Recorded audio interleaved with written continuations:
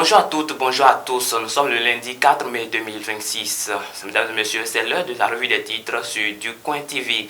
Démarrons par le quotidien Maison du Coin Info qui titre en manchette: sous le signe de la reconnaissance du monde rural, la FENAB Bénin célèbre l'édition 2026 de la fête du travail. L'honorable Inoussa Zime Chabi salue l'engagement d'une jeunesse créative. Sport, partage d'expérience et dîner de gala ont meublé la journée. Journée internationale de la liberté de la presse 2026, la JSB, allie santé, réflexion et fraternité du Nord Bénin. Peut-on lire également à la page 4 de la parution de ce matin. On passe au quotidien d'Abarou qui titre Journée mondiale de la liberté de la presse. L'UNAMEL Bénin attaché aux fondamentaux du journalisme. Éliminatoire du mondial féminin U20 Pologne 2026. Les Amazones du Bénin à 90 minutes d'une qualification historique. Le grand regard très actif sur la scène politique à 92 ans. Sogro retrouve ses forces des années 90. Augmentation anarchique du prix de ciment. La Dédic Borgo échange avec les commerçants à Parakou. Matin libre à présent, rapport sur la liberté de presse au Bénin, les dessous d'un recul qui interpelle. Communication électronique au Bénin, l'ARCEP publie son rapport d'activité 2025. Passons à Info Matin de ce jour qui titre Journée mondiale de la liberté de la presse béninoise entre résilience, attente et espoir d'un nouveau souffle politique. Distinction et reconnaissance, Patrice Talon, l'homme qui aura redressé le Bénin. Bénin Best News, célébration du 3 mai dans le Septentrion, les journalistes, entre réflexion technologique et engagement citoyen, alliés à la page 2 du journal. Crise à l'église christianisme céleste, Patrice Talon reçoit le rapport final de la réconciliation.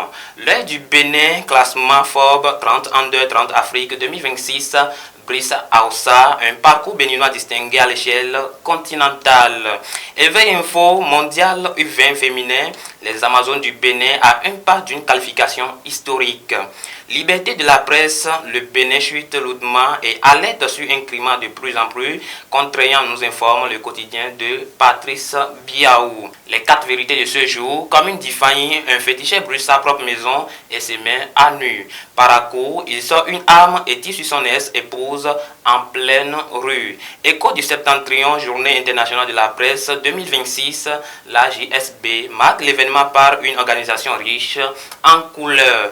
Violence conjugale, 2 décès enregistrés ce week-end dans le Septentrion. Quotidien Nassiara, 1er mai 2026, double fête au Bénin. Patrice Talon célébré, peut-on lire à la une du journal. La boussole nous informe ce matin, fin de règne, fête du travail et dernier anniversaire au pouvoir, Talon porté par une mobilisation populaire.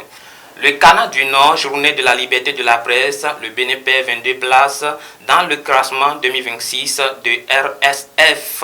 Le matin, composition du gouvernement ouadanien entre expertise, renouvellement et couverture, les contours d'une équipe en gestion vers un rajeunissement et une meilleure représentativité.